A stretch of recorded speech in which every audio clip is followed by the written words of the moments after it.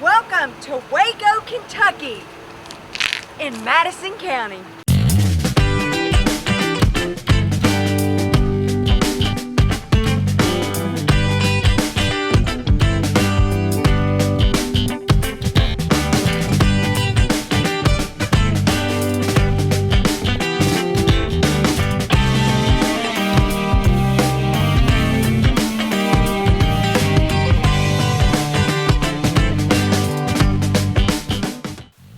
I'm still here in Waco at the College Hill Boat Ramp on the Kentucky River.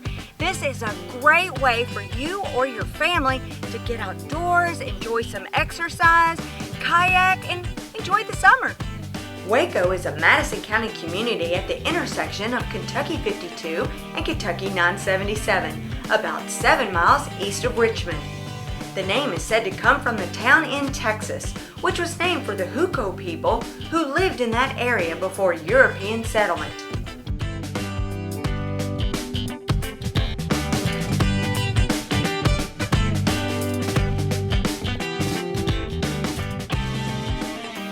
And after you're done kayaking in the river, you can stop right here at the Side Porch Cafe.